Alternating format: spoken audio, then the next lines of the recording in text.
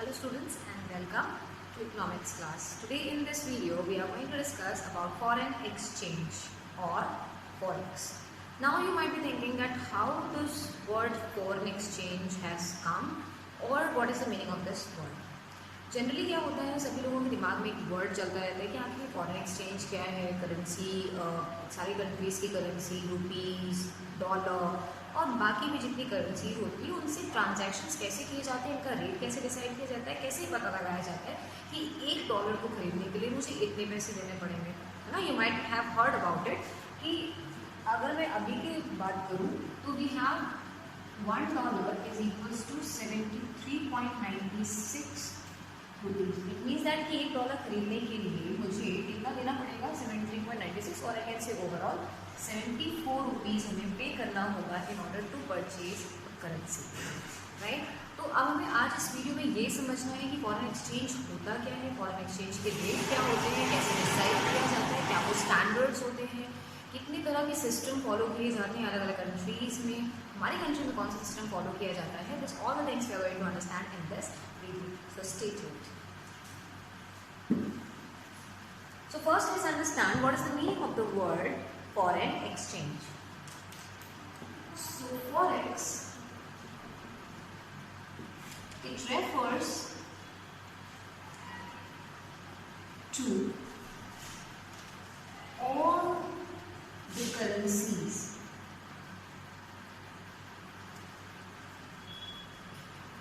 what I said is all the currencies other than domestic currency.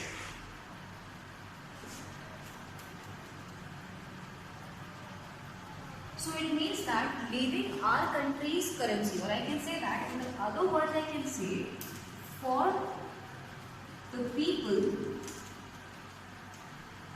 of India, what is our country domestic currency? So for us the domestic currency is rupee. So other than rupee means leaving rupee, rupees को छोड़ करके जितनी भी बाकी की currencies होंगी, like might be is dollar, है ना, और I can write it as dollar, pound और pound. Then you have is yen, euro, है ना, etc. So there are so many type of the currencies which is prevailing in the entire world. या हम ये कह सकते हैं कि हर कंट्री का अपना एक डोमेस्टिक करेंसी होता है. तो हमारी कंट्री का जो डोमेस्टिक करेंसी है वो हमारे लिए सिर्फ डोमेस्टिक करेंसी माना जाएगा. लेकिन बाकी कंट्री में जो भी करेंसी बाकी के देशों में यूज़ हो रही है या चल रही है या जिनसे वो ट्रांजैक्शन करते हैं वो हमारे देश के लिए फॉरेन करेंसी होगी, क्योंकि हम उसको फिर बाहर से लेकर आएंगे, है ना. So that is what the thing that we call it as the foreign currency. Now, for example, suppose $1 is equals to 60 rupees. ठीक है, तो ये क्या है, जो डॉलर है वो हमारे लिए फॉरेन करेंसी है और रुपी हमारे लिए क्या है, this is our Indian currency. तो अब इसको कहेंगे कि डोमेस्टिक करेंसी. ठीक है, यहाँ तक क्लियर है, right. Now we will see what is the meaning of the word foreign exchange rate or forex rate. आखिर रेट को कैसे डिसाइड किया जाता है और ये रेट होती क्या है, that we are going to understand. तो forex rate, तो it is a rate. It is a rate which tells how much units of one currency is required to be paid for one unit of other currency. So simply I can say that कि units हम बात कर रहे हैं, एक बार हम कह रहे हैं कि यूनिट्स कि कितनी यूनिट्स देनी पड़ेंगी और फिर हम कह रहे हैं कि 1 यूनिट। तो सिंपल वर्ड्स में हम ये कह सकते हैं कि किसी भी कंट्री की 1 यूनिट को खरीदने के लिए, यानी किसी भी कंट्री की करेंसी की 1 यूनिट को खरीदने के लिए हमें अपनी कंट्री की करेंसी की कितनी यूनिट्स को पे करना पड़ेगा या फिर देना पड़ेगा। तो लाइक फॉर एग्जाम्पल अगर मैं यहाँ पे लिख रही थी कि $1 is equals to 60 rupees. So 1 unit, कितनी यूनिट हम ले रहे हैं डॉलर की? सिर्फ 1 यूनिट ले रहे हैं। डॉलर की 1 यूनिट को खरीदने के लिए मुझे कितने यूनिट पे करने होंगे अपनी करेंसी का? That is 60। So I can write 60 rupees और 60 रुपी units is required or are required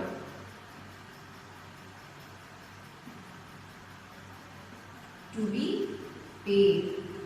तो आपको अगर $1 खरीदने हैं, है ना, तो कितना यूनिट हमको देना पड़ेगा? 60 यूनिट हमें अपनी डोमेस्टिक करेंसी की देनी होगी in order to purchase that 1 rupee और $1। ठीक है, तो this is the rate. Rate क्या होगा? यानी कि एक ऐसा रेट होता है जो ये बताता है हमें कि किसी भी एक कंट्री की करेंसी को उस कंट्री की 1 यूनिट जो होती है करेंसी की, उसको परचेज करने के लिए हमें क्या करना पड़ता है? अपनी करेंसी की कुछ यूनिट्स को उसके बदले में देना होता है, तभी तो ये एक्सचेंज हो रहा है। ठीक है, अब हम आगे आने वाले बहुत से टर्म्स में बात करेंगे फॉरेक्स मार्केट की। ठीक है, नॉर्मली मार्केट में क्या होता है, हम कमोडिटीज़ को क्या करते हैं? सेल करते हैं या फिर हम परचेज करते हैं। तो यहाँ पे भी हम वही करने वाले हैं, या तो हम बाई करेंगे और या फिर हम कर रहे होंगे सेल। लेकिन यहाँ पर बाइंग और सेलिंग कमोडिटीज़ का नहीं होगा। यहाँ जो भी बाइंग और सेलिंग होगा वो किस चीज़ का होगा? हम करने वाले हैं बाइंग और सेलिंग करेंसी। ठीक है, हम करेंसी को या तो फिर बेचेंगे या फिर खरीदेंगे, और या हो सकता है हम उसका एक्सचेंज कर रहे होंगे। ठीक है, तो आई होप ये यहाँ तक आपको क्लियर हो गया कि आखिर फॉरेन एक्सचेंज क्या है। फॉरेन एक्सचेंज मतलब सारी कंट्री की करेंसी लेकिन हमारी करेंसी को छोड़ करके, तो हमारे लिए बाकी जितनी भी कंट्रीज़ हैं उनकी करेंसी को हम क्या कहेंगे? हमारे लिए फॉरेन एक्सचेंज है। फिर फॉरेन एक्सचेंज रेट क्या होता है? रेट का मतलब वो एक ऐसा टर्म डिसाइड कर देगा, यानी कि हमें कितनी यूनिट देनी पड़ेगी किसी भी कंट्री की 1 यूनिट की करेंसी को लेने के लिए। ठीक है, ये हमने समझ लिया। अब now it gives us a concept that is all about stock of forex. Stock of forex मतलब फॉरेन एक्सचेंज का स्टॉक। ठीक है, so this is stock of forex, यानी कि फॉरेन एक स्टॉक का जो एक व्हाट आई कैन से इज स्टॉक होता है फॉरेन एक्सचेंज का, वो किसके पास होता है? तो हर कंट्री के सेंट्रल बैंक के पास उनका फॉरेन एक्सचेंज का एक रिजर्व होता है। तो इसी तरह से हमारे यहाँ पे RBI के पास होता है स्टॉक ऑफ फॉरेक्स। ठीक, अब इसका यूज RBI कैसे करती है वो हम आगे आने वाले टॉपिक्स में समझेंगे। ठीक है, तो RBI क्या करती है? RBI के पास होता है सारी करेंसीज का एक स्टॉक जो वो अपने पास मेंटेन करके चलती है, जिससे कि आगे आने वाली फ्लक्चुएशंस को वो सॉल्व कर सके या उससे वो डील आउट कर सके। ठीक है, so now let's see what is the next topic which we will discuss. अब हम समझेंगे बहुत important concept that is currency depreciation. ठीक है, एक टर्म तो हमारे पास करेंसी डेप्रिसिएशन है और दूसरा टर्म होगा करेंसी एप्रिसिएशन। ठीक है, ये दो टर्म्स हैं जिनको आज हम समझते हैं। इन दोनों टर्म्स को समझने के लिए हम एक बेस लेंगे, तो मैं बेस ले लेती हूँ मैंने। Suppose $1 is equals to 60 rupees, right? Okay, अब ये जो वर्ड डेप्रिसिएशन है, इस वर्ड का मीनिंग क्या होता है? डेप्रिसिएशन का मतलब ही होता है कि वैल्यू में कमी आना। तो जैसे हम लोग अकाउंटेंसी पढ़ते हैं तो उसमें हम लोग क्या कहते हैं? डेप्रिसिएशन का मतलब फिक्स एसेट्स जो हमने खरीदी है उसकी वैल्यू में जब कमी आ जाती है तो उसको हम क्या कहते हैं कि ये डेप्रिशिएट हो गया, इस पर डेप्रिसिएशन लग रहा है। लाइक फॉर एग्जाम्पल मैंने ये मार्कर जब मार्केट से नया नया खरीदा तो इसकी वैल्यू 60 रुपीज़ थी। अब इस मार्कर को मैं यूज़ कर रही हूँ तो डेफिनेटली अब इस मार्कर को अगर मैं सेल आउट करना चाहूँ तो क्या मुझे सेम वैल्यू मिलेगी? या सेम रुपीज़ मिलेगा, सेम पैसा मिलेगा? तो आंसर इज नो। क्योंकि अब इस मार्केट में क्योंकि यूसेज होने की वजह से ये यूज़ हुआ, इसकी वजह से इसकी वैल्यू क्या हो गई, कम हो गई। That is called as depreciation. इसी तरह से करेंसी के साथ भी डेप्रिसिएशन होता है। अब करेंसी का डेप्रिसिएशन हम ये नहीं कहेंगे कि रुपए को यूज़ कर रहे थे तो उसका वो घिस गया इसलिए वो डेप्रिसिएशन हो गया, नहीं। कहना यहाँ पर हम ये चाहते हैं कि एक ऐसा भी टाइम था जब हम कहते थे कि 100 रुपये बहुत ही ज़्यादा वैल्यू रखता है, अगर 100 रुपये लेकर मार्केट में जाओ तो बहुत सारे सामान खरीद सकते हैं। लेकिन आज के टाइम में क्या है, क्या 100 रुपये की कीमत उतनी ही है? तो द आंसर इज नो। आज के टाइम में 100 रुपये सिर्फ 10 रुपये के बराबर है। और आज अगर हम अब लेकर के जाते हैं 100 रुपये को मार्केट में, तो हमें लगता है कि कितना कम पैसा है, इससे तो बहुत सारी ज़रूरतें हैं जो हमारी पूरी नहीं हो पा रही हैं। तो जो वैल्यू है वो क्या हो गई, कम हो गई। ऐसा नहीं कि पैसा घिस गया, उसकी कीमत जो उसकी वैल्यू थी वो अब वैसी नहीं रही जैसे पहले थी। अब ये क्यों होता है, इसका क्या रीज़न है, दैट वी विल सी। फिर नेक्स्ट कॉन्सेप्ट आता है हमारे पास करेंसी एप्रिसिएशन, यानी कि जब हमारी करेंसी की वैल्यू बढ़ जाए तो उसको हम क्या कहेंगे, जो करेंसी है उसकी वैल्यू बढ़ गई है, एप्रिशिएट हो गई है। ठीक है, इसको मैं इसलिए ऐसे समझा सकती हूँ कि जब हमारी करेंसी क्या हो जाती है, उसकी जो वैल्यू है वो डिक्रीज हो जाती है, विच मीन्स, इसका क्या मतलब हुआ, वैल्यू डिक्रीज होने का मतलब इट मीन्स दैट कि लेस पावरफुल हो गई हमारी करेंसी। क्या हो गई, हमारी करेंसी अब कम ताकतवर हो गई है। अब उसमें इतनी ज़्यादा ताकत नहीं है कि वो बाकी जितने भी एक्सपेंडिचर्स हैं उनको फुलफिल कर पाए या मार्केट में अपने आप को स्टैंड कर पाए। ठीक है, तो इसकी वैल्यू कम हो गई है, आप कह सकते हैं लोग इसके बारे में इसको ज़्यादा पूछते ही नहीं, इसकी ज़्यादा डिमांड नहीं है मार्केट के अंदर। तो ये हो गया डेप्रिसिएशन। अब इसी का जस्ट ऑपोजिट एप्रिसिएशन है जो ये कहता है कि अब यहाँ पर क्या होगा कि वैल्यू जो है वो इंक्रीज हो गई है। क्या हो गई है, बढ़ गई है। ठीक है, कमोडिटी की वैल्यू क्या हो गई है, वो बढ़ गई है। तो अब ये क्या चीज़ बताता है कि हमारी करेंसी क्या हो गई है, पावरफुल हो गई। ठीक, तो सिंपल वर्ड्स में हम ये भी कह सकते हैं कि पावरफुल होने का मकसद क्या हुआ, पावरफुल होने का मतलब ये हुआ कि करेंसी अब इतनी ताकतवर हो गई है कि वो मार्केट में ज़्यादा से ज़्यादा लोगों के द्वारा डिमांड की जा रही है। लोग चाहते हैं उनके पास भी रुपीज़ हो, उनके पास भी रुपीज़ हो, है ना। और जब डिमांड मार्केट में कम हो जाए तो जाहिर सी बात है आपकी रुपीज़ को कोई पूछ नहीं रहा है। फॉरेन एक्सचेंज के मार्केट में, हम ऐसे मार्केट के बारे में बात कर रहे हैं जहाँ पर पैसों का लेन देन हो रहा है, पैसों को खरीदा और बेचा जा रहा है। तो आप सोचो, अगर हमारी कंट्री की करेंसी को कोई पूछ ही नहीं रहा है, इसको कोई क्यों लेना चाहेगा। अब आप चाहते हो कि आपकी कंट्री की करेंसी को कोई ले, तो आपको एक्स्ट्रा पे करना पड़ेगा, right. So that is what happens in the depreciation के केस में। और जब आपको पता है कि आपकी करेंसी की ऑलरेडी वैल्यू मार्केट में बहुत ज़्यादा है और लोग चाहते हैं कि आपकी करेंसी मार्केट में रहे और उसको लोग खरीदें, तो डेफिनेटली आप कम पे करोगे। ठीक, so let's see how it happens. तो अब सपोज मैंने यहाँ पर एक बेस लिया था कि $1 इज इक्वल्स टू 60 रुपीज़। अब मैं कह रही हूँ कि डेप्रिशिएट हो रहा है, यानी कि हमारी जो करेंसी है वो लेस पावरफुल हो रही है। तो इट मीन्स अब लोग मेरी करेंसी को लेना नहीं चाहते। अब मुझे अपनी करेंसी अगर मार्केट में सेल आउट करनी है तो what I have to do, क्या स्ट्रैटेजी मुझे लेनी चाहिए। मैं अब $1 के बदले में आपको और ज़्यादा पैसा दूंगी, आप बस मुझे $1 दे दो। ठीक, तो हम ये करने वाले $1 हम रेंज लेकर चलते हैं कि 10 रुपये से ही बढ़ेगा और 10 रुपये से ही घटेगा। तो $1 इज इक्वल्स टू 60 था, अब कितना हो जाएगा, 70 रुपीज़। नॉर्मली हम डेप्रिसिएशन के केस में क्या समझते हैं, डेप्रिसिएशन को ये दिमाग में बैठाकर चलते हैं कि डेप्रिसिएशन मतलब वैल्यू कम हो रही है तो पैसे कम मिलते हैं ना।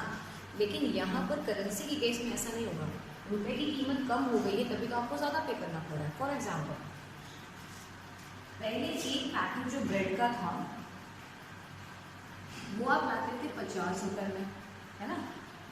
तो उस समय पैसे की वैल्यू कम थी, ये हम कह सकते हैं कि एक एवरेज में चल रहा था। अब वही ब्रेड आप ला रहे हो 70 रुपये का, एक ही पैकेट है, एक से ज़्यादा पैकेट नहीं ला रहे हो, तो बेस क्या है 50, लेकिन आप वही हम 70 में ला रहे हैं। इसका ये मतलब हुआ कि पैसे की कीमत नहीं रह गई है।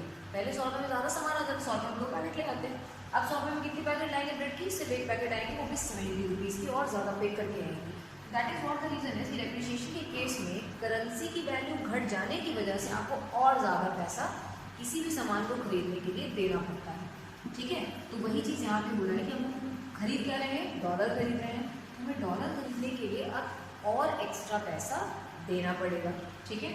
इसी तरह से अगर हम एप्रिसिएशन की बात करें तो $1, अब $1 को खरीदने के लिए हमें ज़्यादा पे नहीं करना है, कम पे करना है, क्योंकि हमारी करेंसी ऑलरेडी क्या है, बहुत पावरफुल है, ज़्यादा से ज़्यादा लोग उसके बारे में डिमांड कर रहे हैं। तो जो मार्केट में मेरी करेंसी की ऑलरेडी वैल्यू है तो हम आपको ज़्यादा क्यों देंगे। और हम एक्सचेंज करना चाहते हैं, आप चाहते हो कि $1 के बदले में मैं आपको इतने पैसे दूँ, तो मैं $1 के बदले में आपको कितना दूँगी, 50 रुपीज़ ही दूँगी, 10 रुपये और कम लेंगे। क्यों, क्योंकि मार्केट में मेरी करेंसी की वैल्यू ज़्यादा है। ठीक है।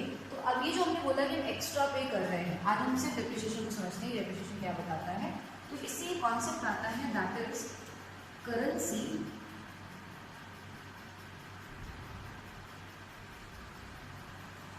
डिमांड। जब मैंने ये कहा कि अब $1 खरीदने के लिए 70 रुपये देने पड़ रहे हैं, तो इसका ये मतलब हुआ कि मार्केट में ऑलरेडी मेरी करेंसी की डिमांड में, कौन सा मार्केट, फॉरेन एक्सचेंज के मार्केट में हमारी करेंसी की डिमांड क्या है, कम। कैसे बोलेंगे, आप ये जानते हो कि जब डिमांड कब बढ़ती है, जब सप्लाई कम हो जाती है। ठीक है। और डिमांड कब घट जाती है, जब सप्लाई बढ़ जाती है। तो मार्केट में जिन चीज़ों की ज़्यादा सप्लाई होगी, जाहिर सी बात उसकी डिमांड कम होगी। तो हमारी डिमांड क्यों कम हुई, क्योंकि मार्केट में ऑलरेडी इतना पैसा रुपीज़ के फॉर्म में पड़ा हुआ है कि उसको कोई डिमांड ही नहीं कर रहा है। ठीक। तो अब ये सिचुएशन क्या है कि डिमांड यहाँ पर कम हो गई है, क्यों, क्योंकि सप्लाई ज़्यादा है। तो इसलिए हम ये कह रहे हैं कि हमारी कंट्री में फिलहाल करेंसी का जो डिमांड है वो कम हो गया हमारी करेंसी का, क्योंकि सप्लाई बहुत ज़्यादा है। तो अब मैंने बताया था कि हमारे यहाँ पर फॉरेन एक्सचेंज का जो पूरा रिजर्व होता है वो RBI के पास होता है, तो वही उन चीज़ों को हैंडल करती है। तो अब RBI इस सिचुएशन को कैसे सुधारेगी, ये हम देखेंगे। ये आई RBI ने ये देखा कि रुपीज़ को कोई लेना नहीं चाहता और हमें अब $1 के बदले में यानी कि $1 के लिए कितना देना पड़ रहा है, 70 रुपये देने पड़ रहे हैं, बहुत ज़्यादा देना पड़ रहा है। तो मुझे अपनी करेंसी की वैल्यू को स्ट्रॉन्ग करना है, तो क्या करना चाहिए, RBI सेल कर देगी। किसको, रुपीज़ को नहीं, RBI सेल करेगी डॉलर्स को। मैंने कहा ना उनके पास सारी चीज़ों के रिजर्व होते हैं, तो RBI डॉलर को सेल करेगी मार्केट में। क्यों कर रही है, जब आप देखो मार्केट में ऑलरेडी डॉलर की डिमांड ज़्यादा है, क्यों, क्योंकि उसकी सप्लाई कम है मार्केट में, तभी तो डॉलर लोग खरीदना चाह रहे हैं और ज़्यादा पे कर रहे हैं उसको खरीदने के लिए, जितना मांगो उतना देंगे। तो हम अगर डॉलर की मांग जो मार्केट में ज़्यादा बढ़ती जा रही है उसको कम कर दें, कैसे कम करेंगे, जब उसको हम और फ्लो करवा देंगे और ज़्यादा कंट्री में या फॉरेन एक्सचेंज के मार्केट में हम डॉलर की अवेलेबिलिटी बढ़ा दें। तो इसने क्या किया, RBI ने डॉलर को सेल करना स्टार्ट किया। तो उसके बदले में क्या ले रहा है, ये डॉलर के बदले में रुपीज़ लेगा, जाहिर सी बात है, आपको डॉलर देगा तो रुपीज़ ही ना लेगा आपसे, तो ये डॉलर दे रहा है, रुपीज़ ले रहा है। इस तरह से किसने क्या कर दिया, सप्लाई जो थी रुपीज़ की उसको मार्केट में कम कर दिया। आपसे आपको डॉलर दे रहा है, डॉलर लेते जाओ, पैसे देते जाओ, डॉलर लेते जाओ, पैसे देते जाओ। तो इस तरह से क्या हो रहा है, आप डॉलर ले रहे हो और 70 रुपये देते चलो, 70 रुपये देते जा रहे हो। तो अब रिजर्व रुपीज़ का ज़्यादा मेंटेन हो गया गवर्नमेंट के पास, लेकिन मार्केट में क्या होगी, कमी। अब मार्केट में पैसे की, कौन सी, इंडियन रुपीज़ की कमी होने की वजह से अब क्या हो जाएगा, डिमांड हमारी रुपीज़ की बढ़ेगी और हम पहुंच जाएंगे कहाँ पर, एप्रिसिएशन के कॉन्सेप्ट में। ये क्लियर हो गया सबको, राइट। अब एक और इम्पॉर्टेंट कॉन्सेप्ट है जो इसकी वजह से आ रहा है, that is import and export का कॉन्सेप्ट। ठीक है। अब हम देखते हैं इम्पोर्ट और एक्सपोर्ट पे क्या असर पड़ेगा।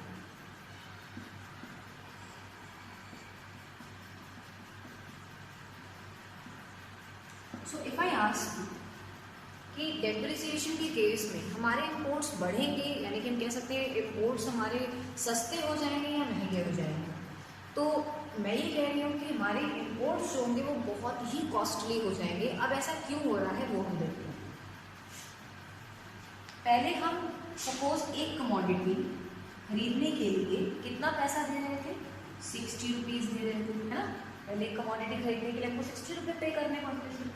अब वही एक कमोडिटी खरीदने के लिए कितना देना पड़ रहा है, 70 रुपीज़ हमको देना पड़ेगा। तो हमारे लिए इम्पोर्ट जो है, जो हम बाहर से सामान खरीद के ला रहे हैं, वो महंगा है या सस्ता? डेफिनेटली महंगा होता है, तो इट इज एक्सपेंसिव। ठीक है, इम्पोर्ट्स हमारे लिए क्या हो जाएंगे, क्योंकि हम फॉरेन गुड्स को लेंगे, खरीदेंगे, और ऑलरेडी हम तो $1 के बदले में 70 रुपये ले रहे हैं, पहले 60 रुपये ही दिया करते थे, तो हमारे लिए इम्पोर्ट क्या हो जाएगा, महंगा। एक्सपोर्ट पे इसका क्या असर है? इस चीज़ का अगर हम एक्सपोर्ट पे असर देखें तो एक्सपोर्ट हमारे लिए मोर प्रॉफिटेबल हो जाएगा और ज़्यादा प्रॉफिट जनरेट होगा। कैसे? देखो, अब पहले एक कमोडिटी जब हम सेल करते थे तो हमको 60 रुपीज़ मिलते थे, हम कह रहे हैं मिल रहे थे। अब वही कमोडिटी को सेल करेंगे तो 70 रुपीज़ मिलेगा, तो मुझे क्या हो रहा है, मुझे 10 रुपये का प्रॉफिट जनरेट हो रहा है, तो मैं और फ़ायदा पड़ेगा। यहाँ पर हम क्या कर रहे हैं, इम्पोर्ट का मतलब ये हुआ कि फॉरेन कंट्री की गुड की डिमांड हमारी कंट्री में ज़्यादा बढ़ गई है, तभी तो हम बाहर से सामान ला रहे हैं और हम अपना पैसा दूसरी कंट्री में दे रहे हैं। ठीक, तो हमको ज़्यादा देंगे तो हमारे लिए तो महंगा हो गया। तो अब हम क्या कर रहे हैं, यहाँ पर हम यहाँ बता रहे हैं एक्सपोर्ट्स। एक्सपोर्ट्स मतलब अब हमारी कंट्री जो कि इंडिया है, वहाँ पर गुड्स क्या मिल रहे हैं, सस्ते मिल रहे हैं, चीप कॉस्ट पर मिल रहे हैं। तो अब बाहर के देश में हमारी कंट्री की जो गुड्स हैं उसकी डिमांड बढ़ रही है मार्केट में, तो डेफिनेटली जब वो हमारे यहाँ से कोई भी सामान खरीदेंगे तो $1 जो भी सामान हम उनको बेचेंगे तो उसके बदले में जो उनको पैसे मिलेंगे, अगर कोई सामान $1 का हम बेच रहे हैं उनको, तो मुझे उसके बदले में कन्वर्ट होकर कितने रुपए मिलेंगे, 70 रुपीज़ मिलेंगे 60 की बदले में, तो I am in a profit, right. So I hope this concept is clear to everyone. Now we'll meet again in the next video. So till then, goodbye and stay tuned.